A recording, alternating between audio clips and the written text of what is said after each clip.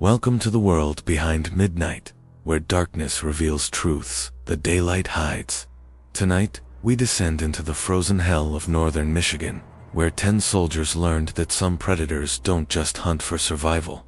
They hunt because they can. February 1989. The Manistee National Forest swallowed 10 Army Rangers whole. 3 walked out 36 hours later, their minds shattered, their stories impossible. The official report claimed equipment failure and extreme weather exposure. The truth remained buried in classified files until one survivor broke his silence. This is Lieutenant Keith Leonard's testimony, recorded 6 months before his death in 2023, revealing what stalked them through those ancient pines. I served 8 years in the 75th Ranger Regiment before that February mission destroyed everything. I believed about warfare and survival. We were the best of the best, trained to operate behind enemy lines, to survive impossible odds, to bring death to America's enemies anywhere on Earth. Our unit specialized in cold weather operations, Arctic warfare, environments where most soldiers would freeze to death within hours. We'd trained in Alaska, Norway, the Canadian Rockies. We thought we'd mastered winter warfare. We were wrong about everything. The exercise was scheduled for 14 days in February 1989. The location was the Manistee National Forest in northern Michigan, 300,000 acres of wilderness that had remained largely untouched since the logging industry collapsed decades earlier. Dense pine forests, frozen lakes, deep ravines carved by ancient glaciers. Perfect terrain for testing our cold weather survival protocols. The temperature was supposed to drop to single digits at night, climb to the low 20s during the day. Challenging but manageable for rangers trained in Arctic conditions. There were 10 of us, all ranger qualified, all veterans of deployments I still can't discuss. We'd operated in jungles where the humidity made you feel like you were drowning. Deserts where the heat turned your body into a furnace. Mountains so high the air barely held enough oxygen to keep you conscious. We'd seen combat in places that don't appear on any map, fought enemies whose existence was never acknowledged. We thought we'd encountered every threat nature and man could throw at us. We were arrogant. That arrogance killed 7 of my brothers. Our team leader was Captain Caleb Hayden, West Point graduate, 3 combat tours, recipient of 2 Silver Stars for valor in operations that officially never happened. He was 32 years old, sharp as a blade, calm in situations that would break most men. The kind of officer who made you believe any mission was possible as long as he was in command. I trusted him with my life. I'd followed him into hell more than once. He'd always brought us back. But there are some hells you don't come back from. I was his second in command, senior NCO, effectively his right hand in all tactical decisions. Below me were 8 Rangers who represented the best of what the Army could produce. Sergeant Pierce Fry, our point man, a kid from Montana who could track anything that moved. He'd grown up hunting in the Rockies, learned wilderness survival from his grandfather, a Blackfoot elder who'd taught him to read the forest like other men read books.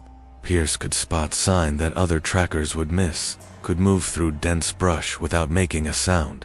He was 26 years old and already a legend in the regiment. Corporal Malik Walter, our heavy weapons specialist, strongest man I'd ever served with, 6'4", 240 pounds of pure muscle. He could carry equipment loads that would break most men's backs and never complain. He came from inner city Detroit, had joined the Army to escape the streets, had found a home in the Rangers.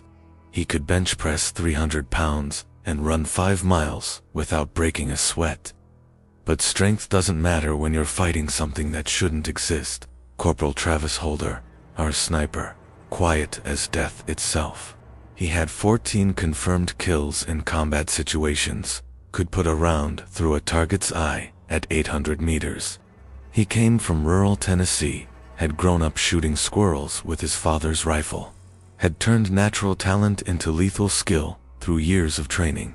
He never missed, never panicked, never showed emotion, until that night in the forest, when emotion was all any of us had left. Corporal Leonel Garrison, our communications specialist, could make any radio work under any conditions.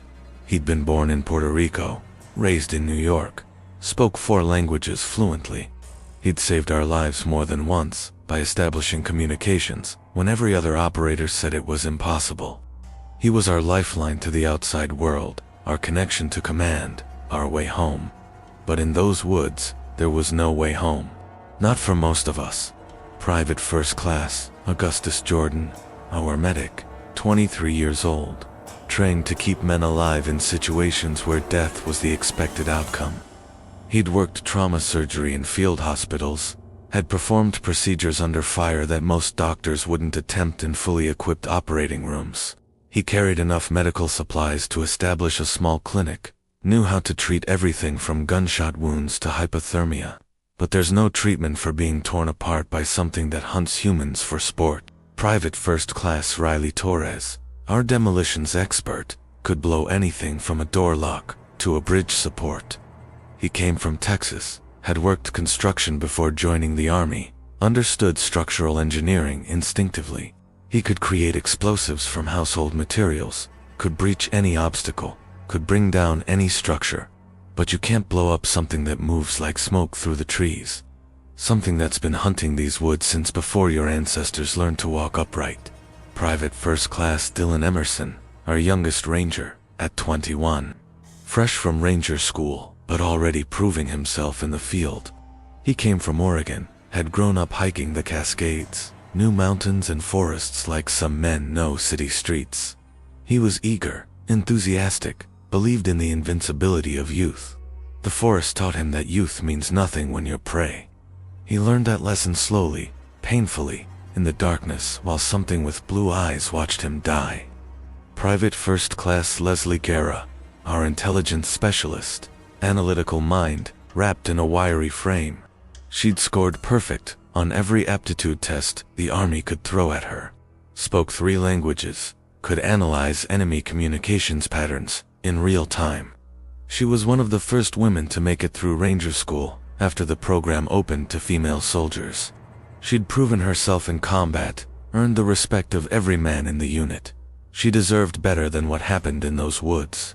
They all did. Private First Class Amelia McKinney, our scout, barely 5'6", but tougher than most men twice her size.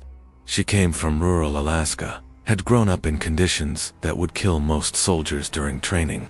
She knew cold, knew wilderness, knew how to survive when nature was actively trying to kill you. She could navigate by stars, could start fires in driving rain, could find food where others would starve. But survival skills don't matter when something ancient and hungry has decided you're on the menu. We inserted via helicopter on February 6, 1989, early morning, temperature hovering around 15 degrees. The drop zone was approximately 25 miles north of the town of Cadillac, deep in the national forest where human presence was rare even during summer months. In February, we'd be completely alone. That was the point. The exercise was designed to test our ability to survive and operate in hostile winter conditions with minimal equipment and no outside support. We carried light weapons for hunting, small game, basic survival gear, maps, and compasses. No GPS units, because GPS was still military-only technology, not cleared for training exercises. No satellite phones. No emergency beacons, except one EPIRB that we were only supposed to activate if someone was actively dying. The mission parameters were straightforward. Survive for 14 days in the wilderness. Navigate to 4 checkpoint locations spread throughout the national forest. Establish temporary base camps. Demonstrate cold weather survival techniques. Hunt and forage for supplemental food. Prove we could operate independently in Arctic conditions. Reach the extraction point by February 20th. We'd done similar exercises dozens of times in Alaska, Norway, Canada. This was supposed to be routine, almost easy by ranger standards. Michigan wasn't Alaska. The cold wasn't as severe. The terrain wasn't as challenging. We expected the biggest threat would be boredom. The first 48 hours were textbook perfect. We established our initial base camp in a sheltered ravine, set up winter tents, organized our equipment, began working through our training objectives. The weather cooperated, clear skies, minimal wind, temperatures in the low 20s during the day. We hunted rabbits and squirrels, supplemented our rations, practiced winter navigation techniques. Captain Hayden ran us through cold weather drills, tested our knowledge, pushed us to improve our techniques. We were rangers. We didn't just survive harsh conditions. We thrived in them. We laughed, told stories, made bets about who could bag the biggest rabbit. It felt like a camping trip, not a military exercise. That was our first mistake. We let our guard down. On the morning of the third day, Pierce found something that changed everything. We'd broken camp before dawn, started moving toward our first checkpoint location about 15 miles to the northeast. Pierce was on point, 30 meters ahead of the main group, moving through dense pine forest where the canopy blocked most of the gray morning light. He stopped suddenly, raised his fist in the signal for halt. Everyone froze instantly. You don't ignore your point man, especially not when your point man is the best tracker in the regiment. I moved up to his position, kept low, scanned the forest for threats. Pierce was crouched in the snow, studying something on the ground. His face had gone pale, not from cold, but from something else. Fear, maybe. Confusion. I'd never seen Pierce look uncertain before. "Lieutenant, you need to see this," he said quietly. His voice was controlled, but tight, like he was forcing himself to stay calm. I knelt beside him, looked at what he'd found. Tracks. Large canine tracks. 4 toes with prominent claw marks. At first glance, they looked like wolf prints. Michigan had a small wolf population, reintroduced in the 80s after being hunted to near extinction. Seeing wolf tracks wasn't unusual, but something was wrong with these prints. The size was wrong. Too large. Way too large. A big wolf might leave tracks 4 inches long. These were closer to 7 inches. Deep impressions in the packed snow, suggesting something that weighed significantly more than any wolf. But the size wasn't what made Pierce's hand shake as he pointed at the tracks. It was the pattern. The gait. "Look at the stride length," Pierce said. 60 inches between prints. That's not possible for a wolf. Wolves have a stride of maybe 36 inches, 40 max if they're running. This thing was walking, not running, and covering twice that distance with each step. I measured the distance between prints, verified his assessment. He was right. The stride was impossibly long for any canine I'd ever heard of.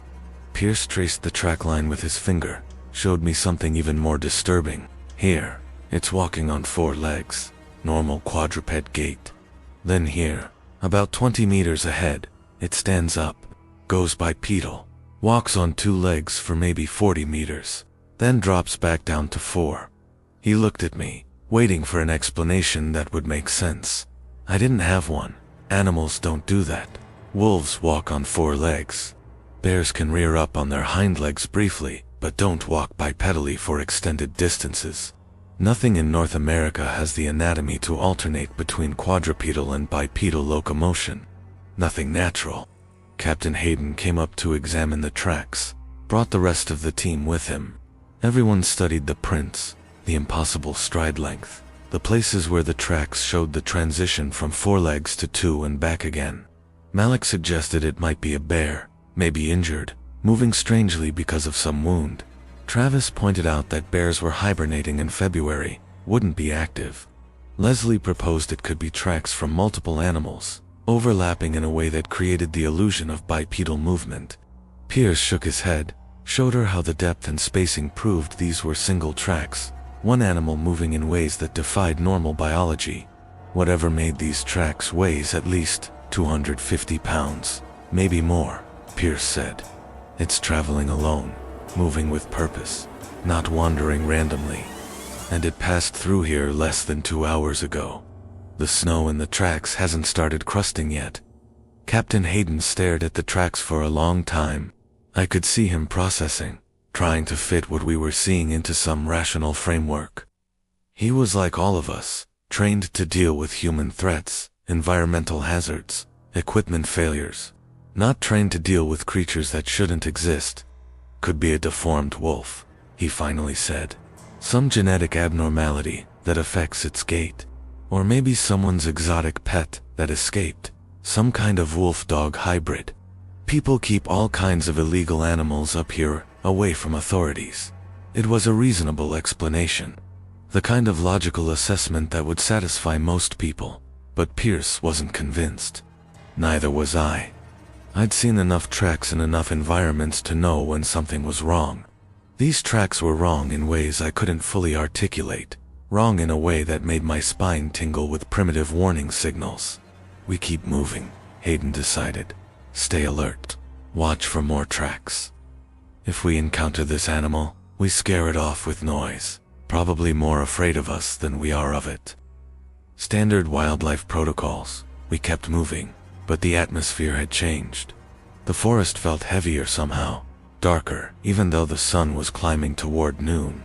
I'd felt this sensation before in combat zones, that prickling awareness that something was watching you, evaluating you, deciding whether you were worth killing. Every ranger knows that feeling. We call it threat awareness, that subconscious processing of environmental cues that tells you danger is close, even when you can't see it. My threat awareness was screaming. Around 1400 hours, we found more tracks.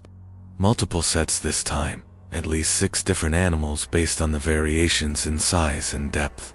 They were paralleling our route, staying just off the trail we were following, flanking us on both sides. Pierce spent 20 minutes analyzing the pattern, mapping out the movement. When he finished, his face was grim. "They're tracking us, Lieutenant. Look at the pattern. They're staying just out of visual range, matching our pace, maintaining formation on both flanks.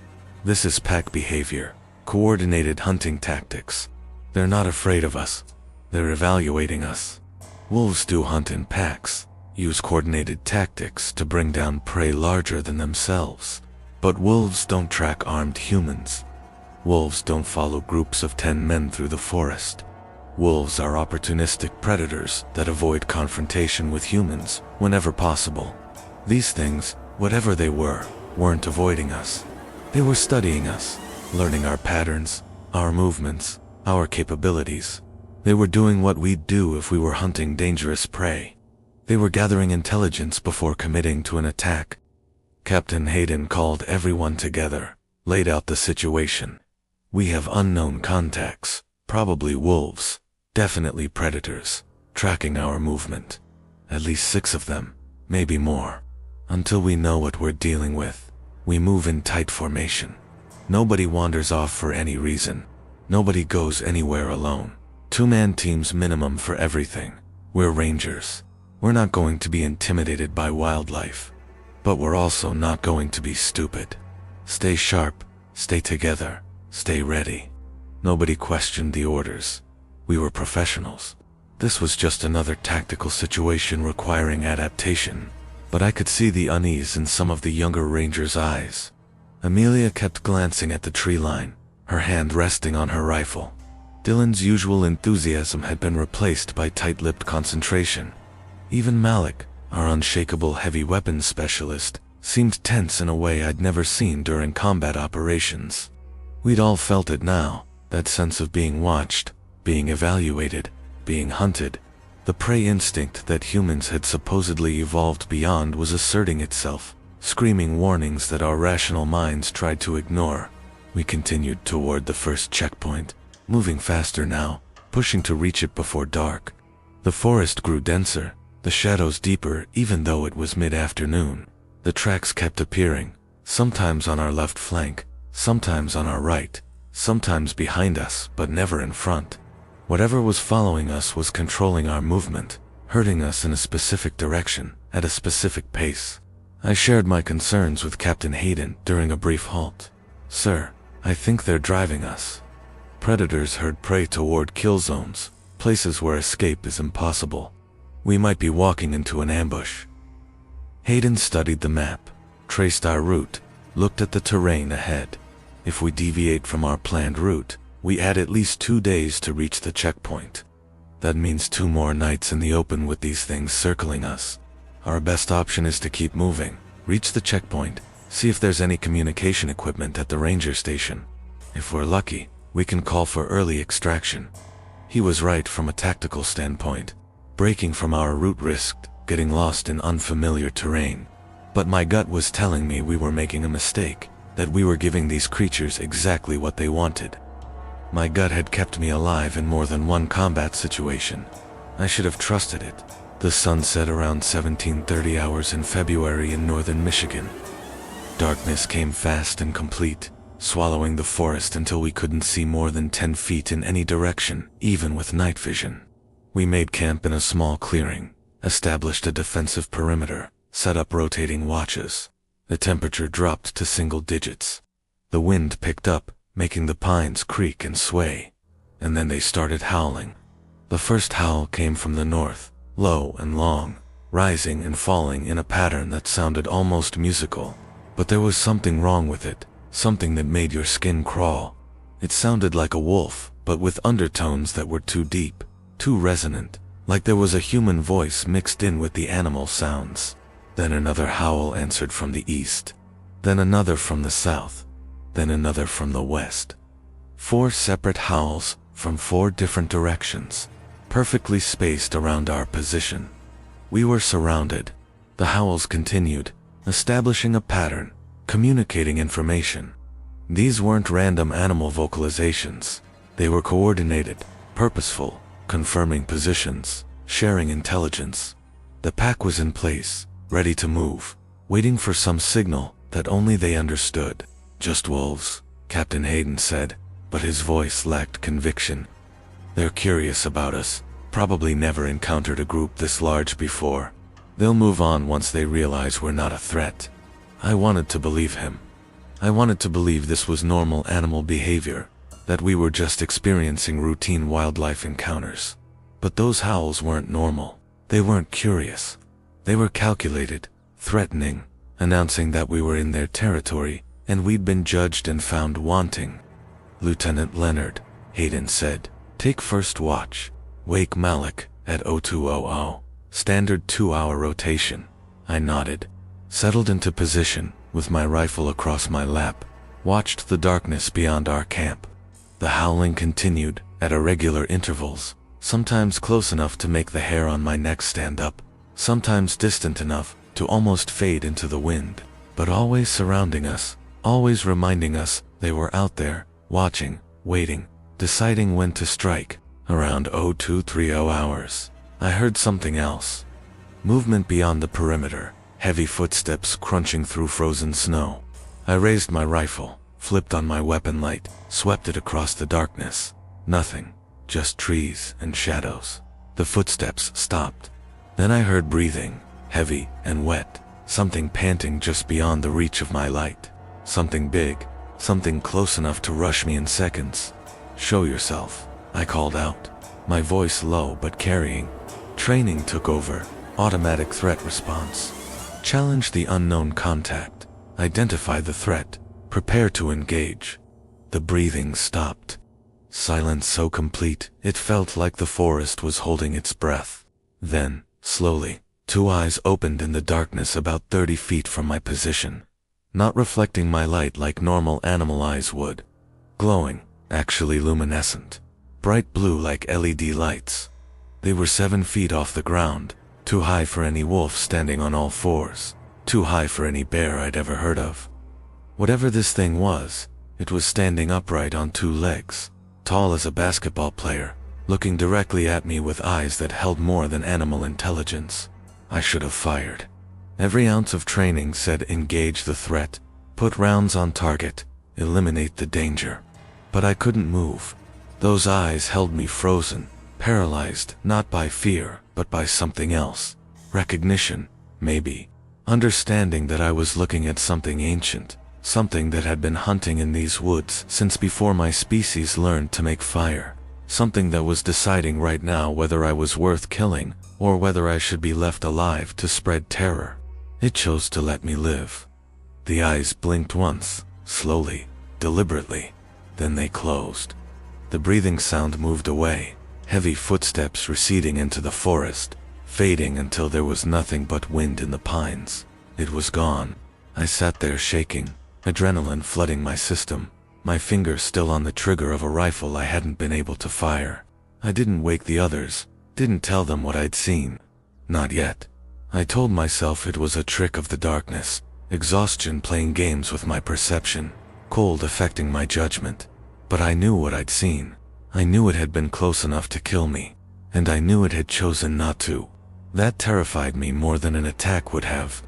The creature had been testing me, evaluating my response, learning how humans react to its presence.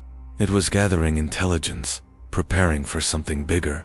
We had 11 more days in these woods, 11 more nights of darkness, 11 more opportunities for whatever was out there to finish its evaluation and move to the next phase, the hunting phase, the killing phase. Dawn couldn't come fast enough. The gray morning light brought no comfort, just clarity about how exposed we'd been during the night. Captain Hayden assembled everyone at first light, and I told them what I'd seen.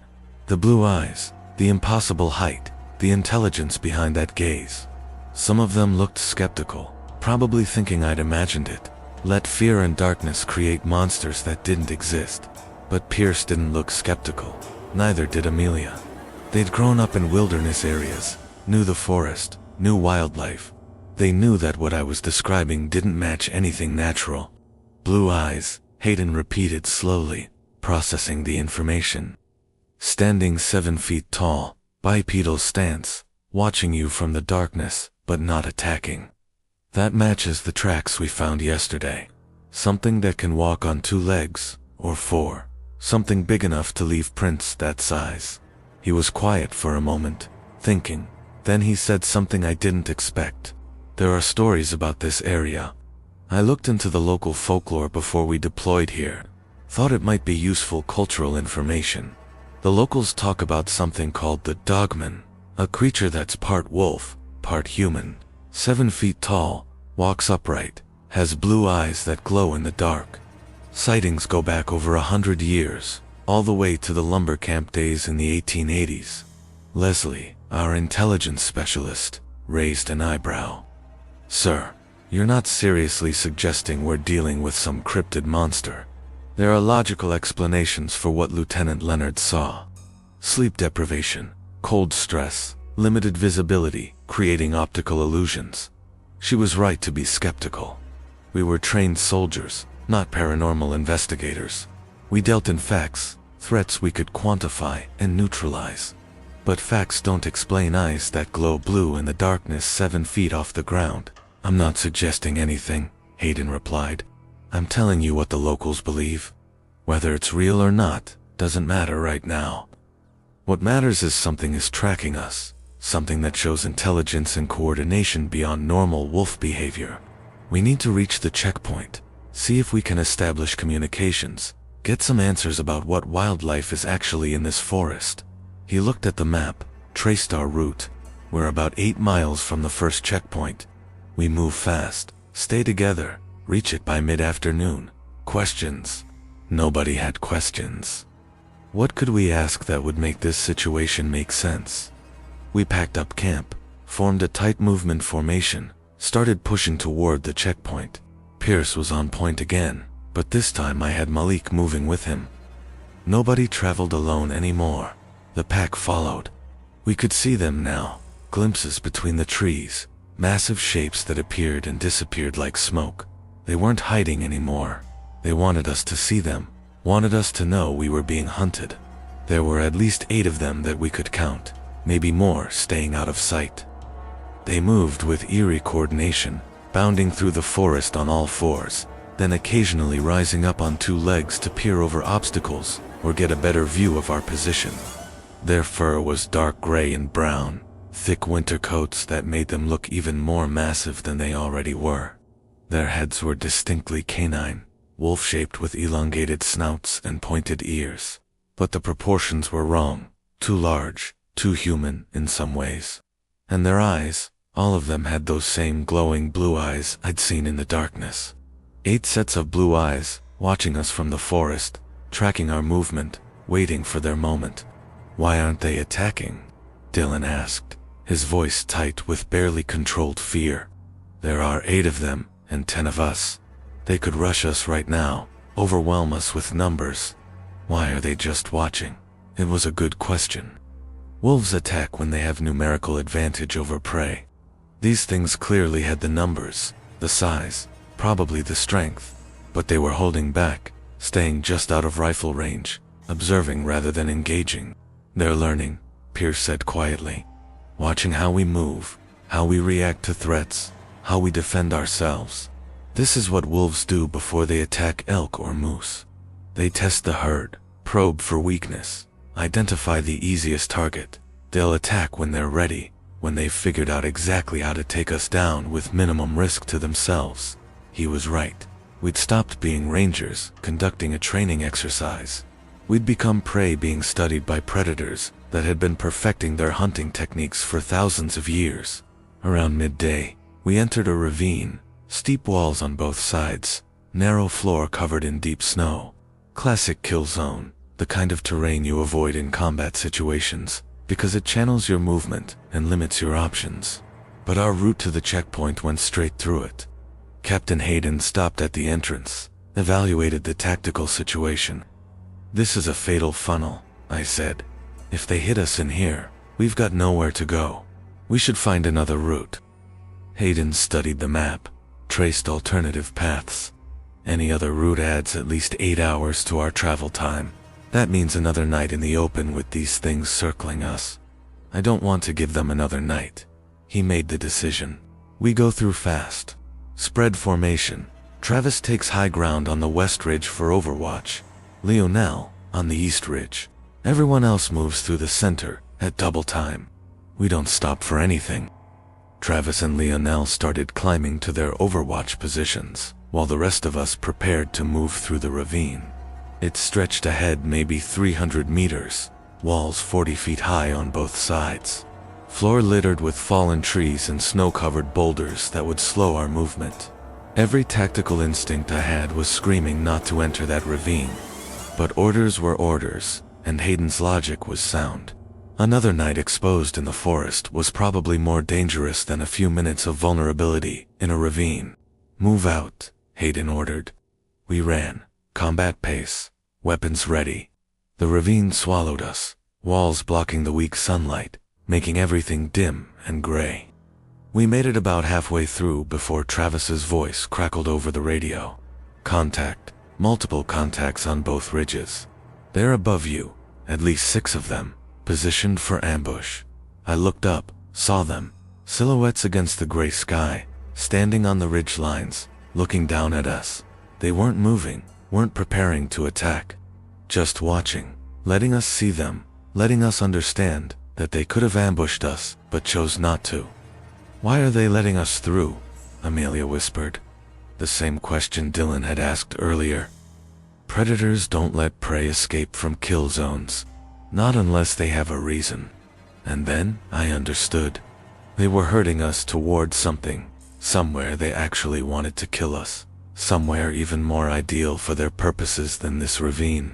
We were being driven like cattle to a slaughterhouse, and we were cooperating because we didn't have any better options. We made it through the ravine, regrouped with Travis and Lionel, kept moving. The creatures on the ridges watched us go, didn't follow immediately. They knew where we were heading. They'd probably scouted the entire area, knew every trail, every clearing, every potential killing ground. They were in control of this situation, not us. That realization settled over the team like a cold weight. We were rangers, elite soldiers trained to dominate any battlefield. But in these woods, we weren't soldiers, we were prey. Late afternoon, Pierce found something that made us all stop and stare. We'd been pushing hard toward the checkpoint, trying to cover ground before dark, when Pierce halted suddenly and called Captain Hayden forward. I moved up with them, saw what Pierce had found, and felt my stomach turn cold. A clearing, small, maybe 40 feet across, and in the center of that clearing was a pile. Human bones, dozens of skulls, rib cages, femurs, vertebrae, all bleached white by weather and time. Some of the bones were old, yellowed and cracking. Some were newer, still showing tissue attachment points.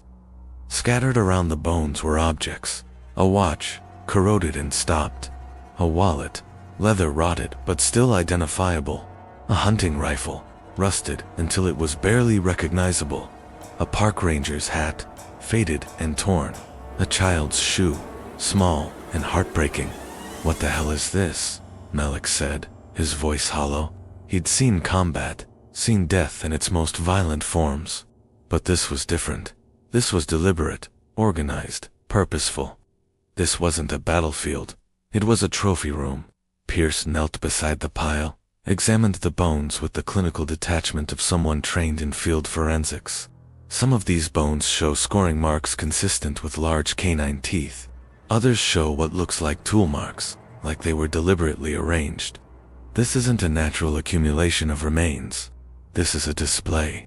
I'd read about this behavior in predator studies, back when I thought the most dangerous things I'd face were enemy combatants. Some predators collect trophies, display their kills, mark their territory with proof of their dominance. Lions do it with prey remains. Some species of birds do it with objects they find. But this was on another level. This represented decades of hunting, maybe longer.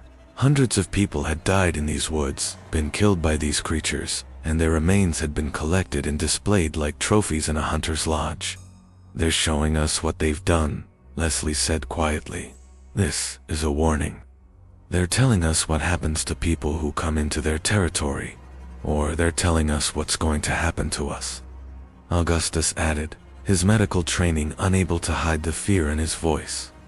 The howling started again, all around us, closer than before. 8 voices, maybe more, calling back and forth in that eerie, almost human vocalization. The pack was tightening its circle. The sun was dropping toward the horizon. Night was coming, and we were standing in their trophy room, their killing ground, the place where they brought their victims to die. "We move, now," Captain Hayden ordered. "Everyone form up. Double time. We get out of this area immediately." We ran, left the bones behind, pushed through the forest as the light faded. The howls followed us, closer now, closer than they'd been all day. The pack was done playing, done observing, done learning. The hunt was about to begin in earnest. We ran until our lungs burned, until our legs felt like they'd give out, until we found a rocky outcrop that offered some protection. We set up a hasty defensive position, caught our breath, took stock of our situation. The sun was down, the forest was black, and the pack was out there, circling, testing our perimeter, looking for weakness. We could hear them moving, heavy bodies pushing through brush, occasional growls and snarls as they communicated. "Ammunition count," Hayden ordered. We did a quick inventory. Between all 10 of us, we had maybe 400 rounds. We'd brought weapons for hunting small game, not fighting a sustained engagement with multiple large predators. 400 rounds sounded like a lot until you realized we might be fighting for our lives against creatures that showed coordinated pack tactics. "Conserve ammunition," Hayden said. "Fire only on positive identification of a threat, only when you have a clear shot. Make every round count." The attack started around 2,200 hours. Not a full assault, nothing direct. They came in 1s and 2s, darting out of the darkness, rushing our perimeter, drawing fire, then disappearing before we could get solid hits. They were testing our reactions, learning our firing patterns, figuring out our capabilities. We wasted ammunition on shadows and phantoms, while they gathered intelligence. "Hold fire," Hayden ordered after the 4th or 5th probe. "They're making us burn through our ammo. Don't shoot unless you're absolutely certain of a hit." The probing attacks stopped. Silence descended, so complete, it felt oppressive. We sat there in the darkness, straining to hear movement, see shapes, identify threats. But there was nothing, just the wind and the occasional creak of frozen trees. The waiting was worse than the attacks. At least during the attacks, we knew where they were. Around midnight, they changed tactics. Augustus was on watch on a small rise about 40 feet from our main position. He had the best sightlines, could spot movement approaching from the north. He was supposed to be our early warning system. We heard him scream once, just once, then silence. I was the first one to his position. What I found there has haunted me every night since. Augustus was gone. Not dead on the ground, where we could at least recover his body. Gone, vanished, as if he'd never been there. The only evidence he'd existed was blood on the snow. A lot of blood, dark and stark against the white, and drag marks leading into the forest, deep furrows in the snow where something had pulled his body away. They'd taken him silently, grabbed him without any of us hearing or seeing, removed him from a position 40 feet away from 10 trained rangers. He'd been our medic, our lifesaver, the one who'd kept wounded men alive in the worst combat situations. Now he was gone, dragged off into the darkness to die alone, while something tore him apart. Augustus. Pierce shouted into the forest. Augustus, respond. Nothing. Just wind and darkness. They took him, Riley said, her voice shaking. They just took him like he was nothing. We go after him, Dylan said, already moving toward the drag marks.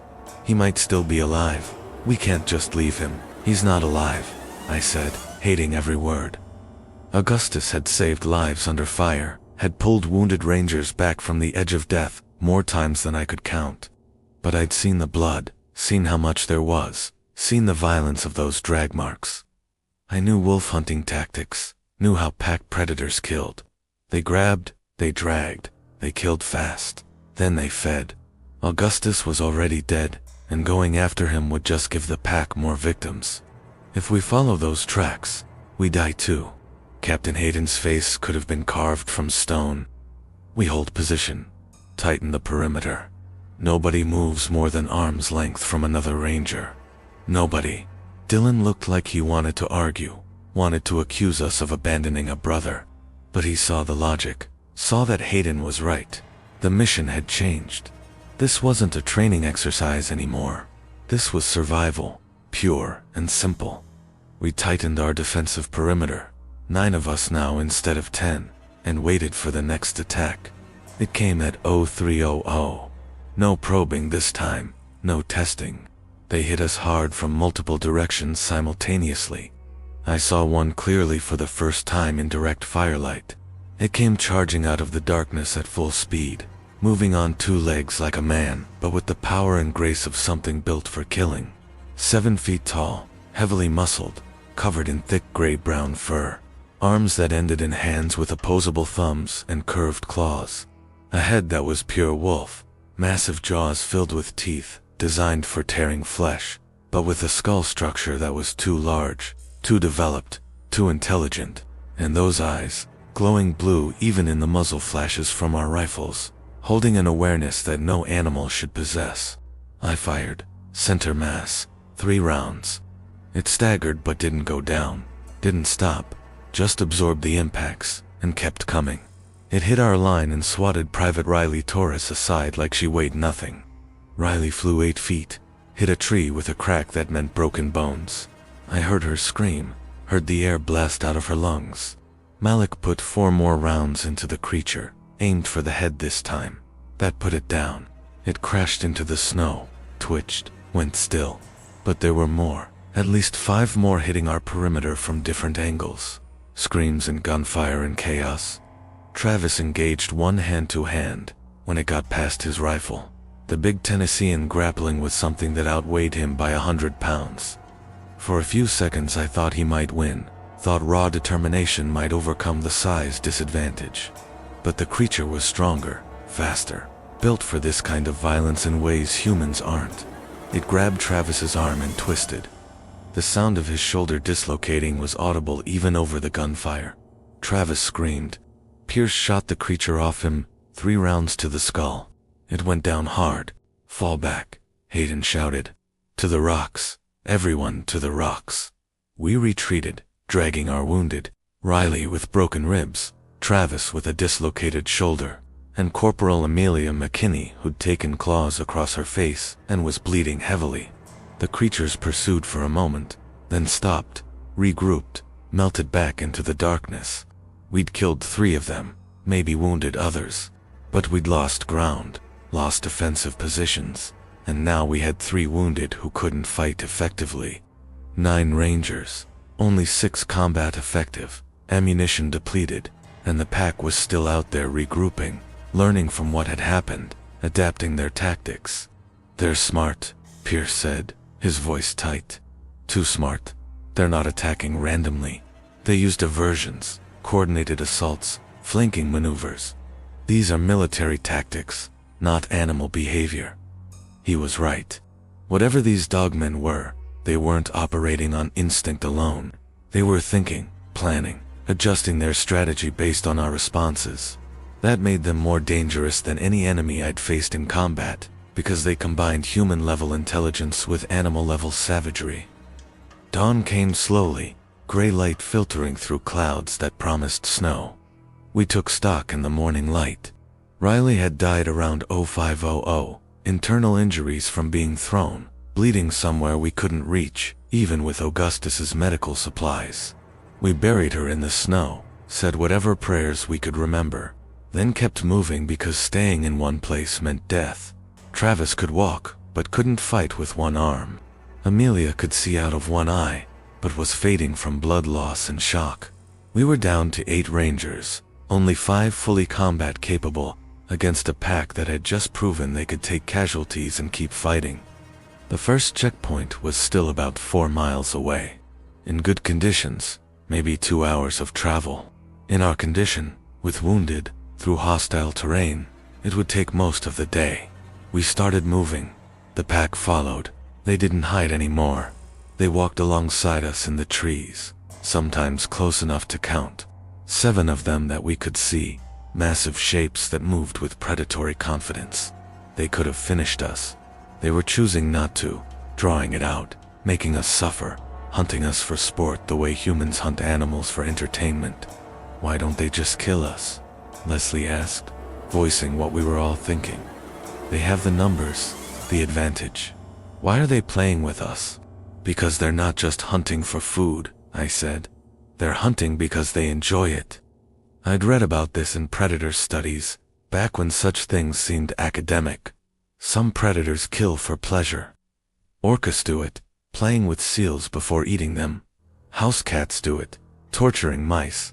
And apparently, dogmen did it too, turning humans into entertainment, into challenges that broke the monotony of their existence. Around midday, they changed the game again. We were crossing a frozen creek, ice thick enough to hold our weight, when Lionel stepped on a section that shouldn't have collapsed but did. He went through into water that was maybe 4 feet deep, but cold enough to kill through hypothermia in minutes. We grabbed for him, tried to pull him out, but something grabbed him from below. Something that had been waiting under the ice, in water that should have been too cold for any mammal to survive in. Lionel screamed. We pulled. Whatever was under the water pulled harder. For a few seconds it was a tug of war with Lionel's body as the rope. Then the thing under the water won. Lionel was pulled under, pulled into the darkness beneath the ice. We saw his face for just a moment, the terror in his eyes, the realization that he was about to die. Then the water turned red, and Lionel stopped screaming. They'd been waiting under the ice. They'd weakened it somehow, set an ambush, used the environment as a weapon. This wasn't animal behavior. This was tactical thinking, combat planning. This was warfare. We ran across the creek, into the trees on the far side. The pack was waiting. They'd flushed us across the creek right into their kill zone. 2 of them hit us as we emerged from the water. Private Dylan Emerson went down with one of them on top of him. Malik shot it, 3 rounds, but Dylan wasn't getting up. His throat was torn out, blood pumping into the snow. Private Leslie Guerra engaged another one with her knife, was actually holding her own for a few seconds. Then it caught her knife arm, broke it with casual strength, and finished her with a bite to the neck. We kept running, those of us who could, into the forest, away from the creek, away from the bodies of our brothers and sisters. 5 down from 10. We hadn't even reached the first checkpoint. Captain Hayden called a halt when we'd put some distance between us and the creek. We were all gasping, bleeding, terrified in ways that combat had never made us feel.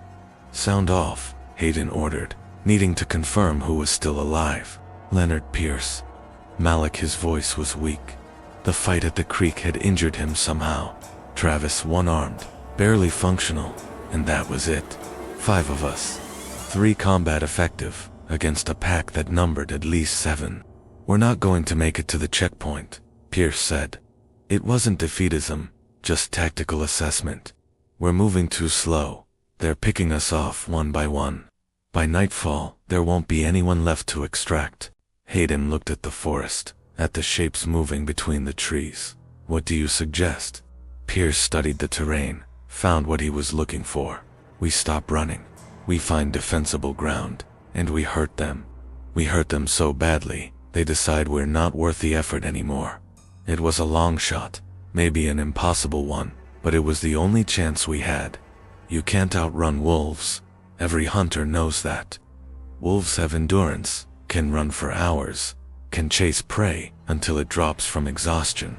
We'd proven we couldn't outrun these things, but maybe we could make ourselves too dangerous to attack. "There," Hayden said, pointing at a rock formation on a nearby hillside. "High ground, limited approaches, good fields of fire. We make our stand there." Nobody argued. We started climbing. The pack watched us go, didn't pursue immediately.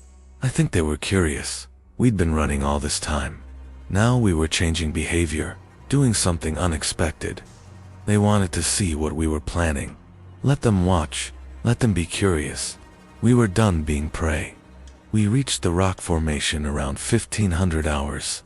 It was better than I'd hoped. Natural fortress, boulders creating a semicircle with an overhang that provided overhead cover. Only one real approach. Everything else was cliff face or steep slopes. We could see anything coming from 200 meters away. We fortified the position, built walls with smaller rocks, created firing positions, took inventory of our remaining ammunition. Maybe 150 rounds, between 5 of us. Not much, but enough to make them pay. "We have maybe 3 hours until dark," Hayden said. "They'll come at night. That's when they're strongest. We need to be ready." We prepared. Sharpened branches into stakes, created obstacles that would slow them down, made improvised torches from pine branches and the small amount of fuel we had left. And we waited. The pack gathered at the tree line as the sun went down.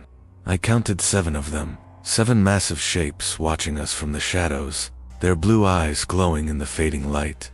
Then something happened I didn't expect. One of them stepped forward. The largest one, clearly the alpha. It walked out of the trees into the open, stood there looking up at our position, not attacking, just looking, and then it spoke.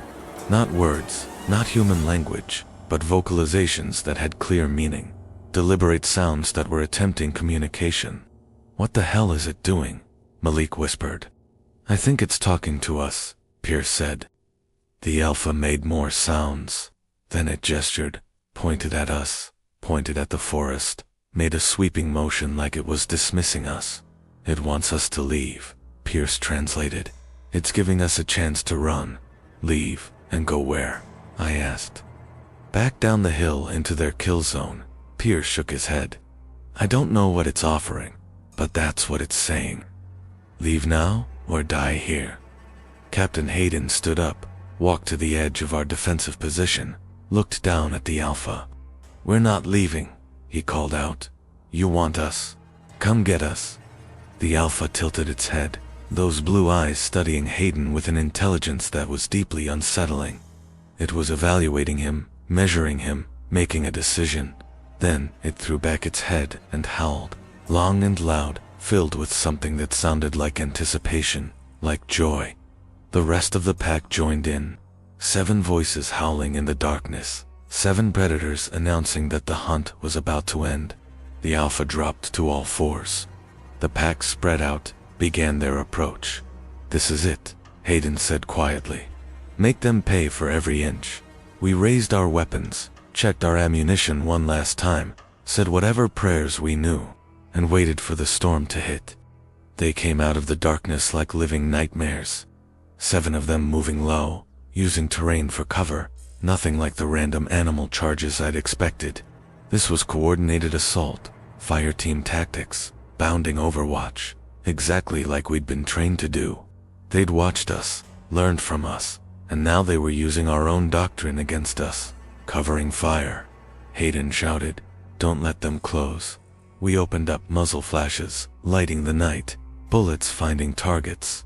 One creature went down immediately, headshot from Travis despite his injured arm. Another stumbled, hit in the leg, but kept coming. They absorbed fire, pushed forward through the obstacles we'd created, closed the distance faster than seemed possible. They hit our defensive line like a wave. Pierce was the first one they grabbed. He went down fighting, knife in hand, but there were 2 of them on him. He didn't get back up.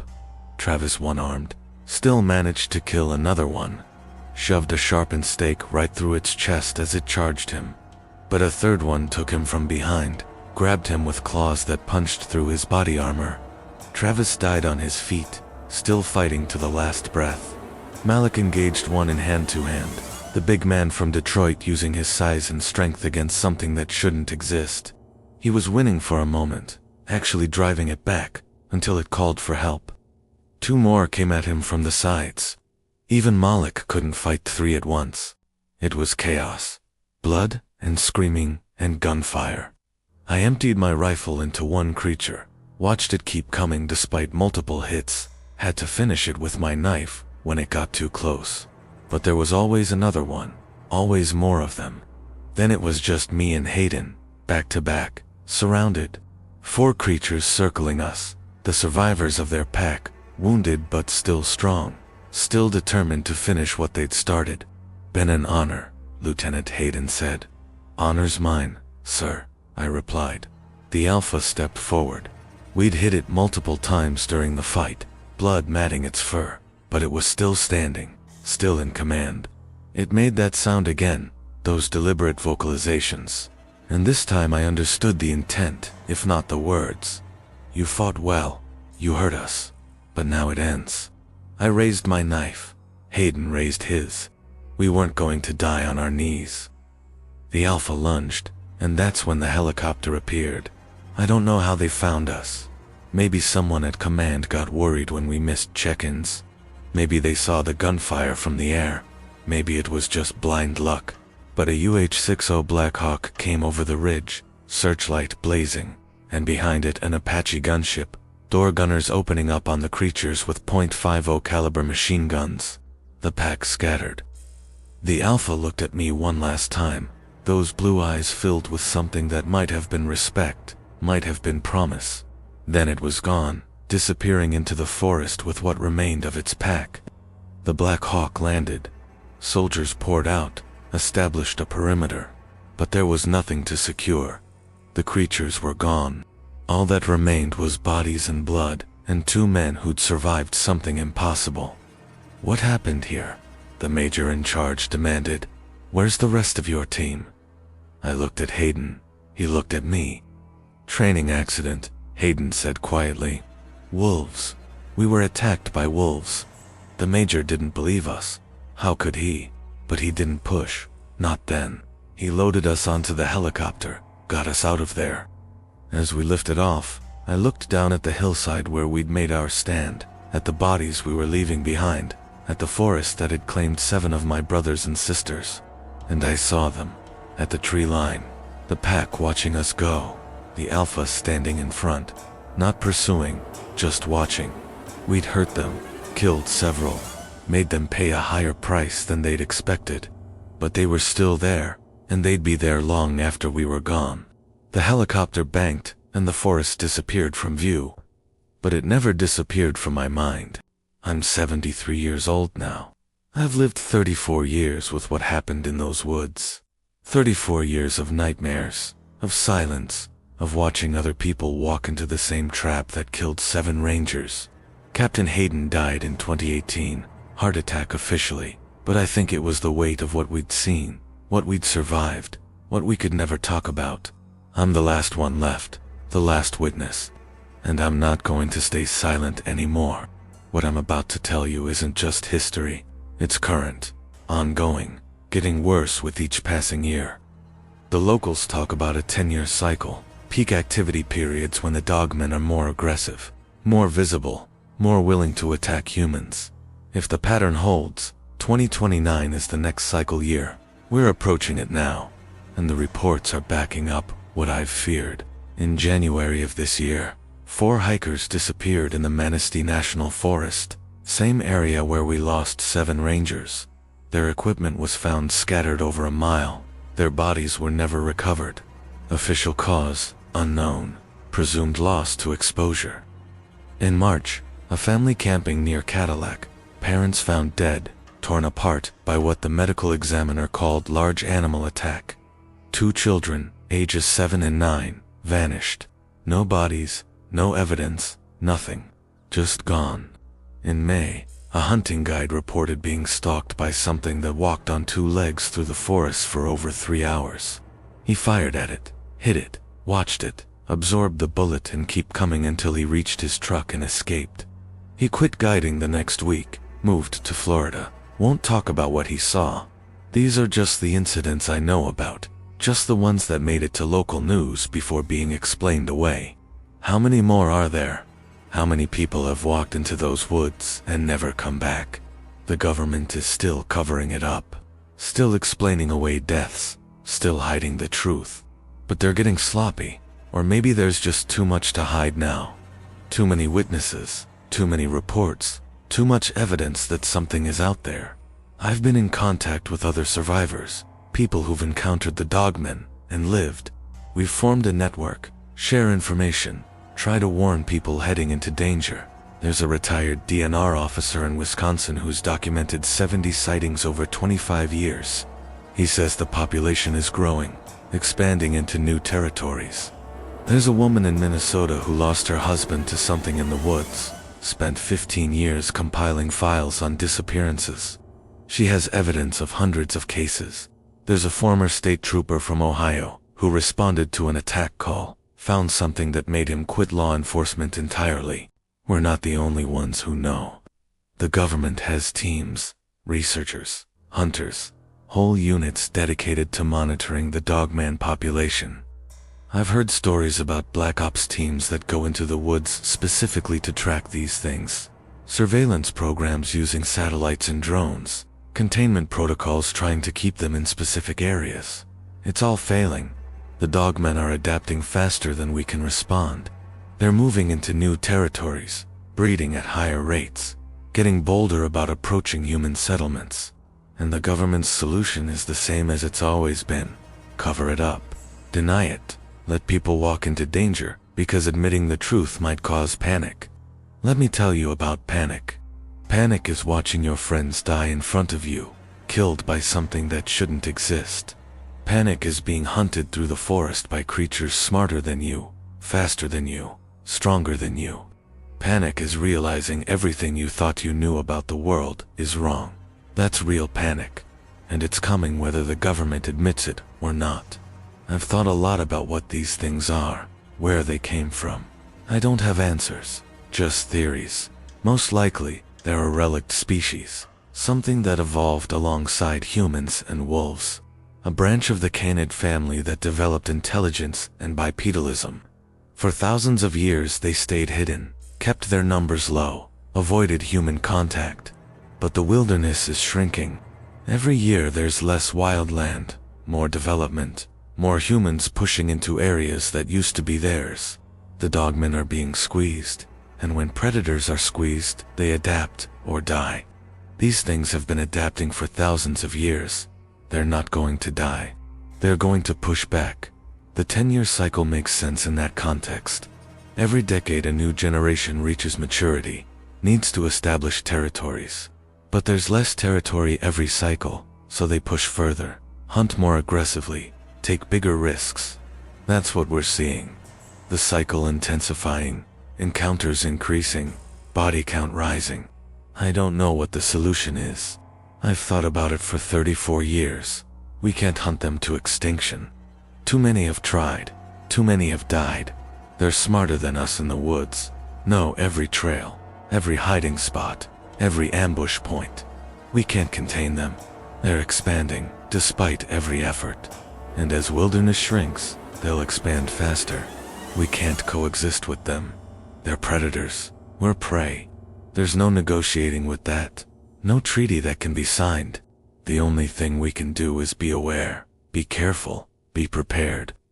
If you live in Michigan, Wisconsin, Minnesota, Any state where they've been spotted, you need to understand what's out there. Take precautions. Don't go into deep woods alone, ever. Even armed, even trained, you don't stand a chance if a pack decides to take you. Don't camp in remote areas during cycle years. The risk is highest then, if you see tracks that don't make sense. If you see something moving through trees that's too big and too wrong. If you hear howls that sound almost human, run. Don't investigate. Don't try to get pictures. Just run. And if they're already hunting you, if you're in their sights, fight. Fight with everything you have. Don't make it easy. They respect strength. Respect those who fight back. That might be your only advantage. We hurt them in 1989, killed several, cost them more than they expected. Maybe that's why they let Hayden and me survive. Maybe because we'd proven we weren't easy prey. Maybe because they wanted us to spread fear. Or maybe the hunt was over and they didn't need us anymore. I'll never know. But I know I'm alive because I fought, because I didn't give up, because I kept shooting and moving and surviving until help arrived. There's one more thing. Something that happened recently. Something that made me finally decide to record this. Last month, I got a package in the mail. No return address, no note. Inside was a photograph. Taken in the Manistee National Forest. Recent based on the vegetation. It showed a rock formation on a hillside. The same formation where we made our stand in 1989. Standing on those rocks was a creature. 7 feet tall, wolf's head on a man's body, blue eyes glowing even in daylight, looking directly at the camera. On the back, someone had written 2 words. We remember. They know I survived. They know I'm still alive. They wanted me to know they remember what happened, that they remember me. I don't know if it's a threat, or a message, or something else, but I know what it means. The pack that killed my brothers is still there, still hunting. And they know who I am. Maybe they'll come for me someday, finish what they started 34 years ago. If they do, I'll be ready. I have weapons, I have a plan. I won't go easily, but I'm 73 years old. I don't move like I used to, don't fight like I used to. If a pack comes for me, really comes for me, I don't know if I can survive again. That's okay. I've made my peace with it. I've lived longer than most people who've encountered them. What matters now is that others know, that the truth gets out, that someone, somewhere, is paying attention. The Dogmen are real. They've been hunting humans for thousands of years, and they're getting stronger. The 10-year cycle is accelerating. Encounters are increasing. The body count is rising. And the government is still covering it up, still pretending everything is fine, still letting people walk into danger because the truth is too terrifying to admit. Don't let them get away with it. Don't let my brothers' and sisters' deaths be meaningless. Don't let the next group of hikers, or hunters, or soldiers, walk into those woods without knowing what's waiting. Spread this story. Share it. Make people listen. Because the pack is still out there, and it's still hungry. I was Lieutenant Keith Leonard, 75th Ranger Regiment, United States Army. In February 1989, 10 of us went into the forests of northern Michigan. 3 of us came out. This is what really happened. This is the truth about the Michigan Dogman, and I pray to God you never have to experience it yourself. But if you do, if you find yourself in those woods with blue eyes, watching from the darkness, remember what I've told you. Fight. Survive. Don't make it easy for them, and if you make it out, if you somehow beat the odds and escape with your life, tell people, tell everyone, because the truth needs to be heard, and the dead deserve to be remembered. I'm recording this in November 2023. It's been 34 years since the incident. 34 years since I watched my brothers and sisters die. 34 years since I looked into those blue eyes and saw something that shouldn't exist. I'm tired. The memories are heavy. The guilt of surviving when so many died never gets lighter. But I'm glad I'm finally telling this story. I'm glad someone will know. Augustus Jordan, Riley Torres, Leonel Garrison, Dylan Emerson, and Leslie Guerra, Pierce Fry, Travis Holder, and Captain Caleb Hayden, who died with the weight of their deaths on his shoulders. You're not forgotten. You'll never be forgotten. and someday, maybe your deaths will mean something. Semper Fi, brothers and sisters. I'll see you on the other side. If you're still here, still listening, wondering if any of this is real, I have one piece of advice. Subscribe to the world behind midnight, because the darkness holds more truths than you can imagine, and some of them are hunting you right now.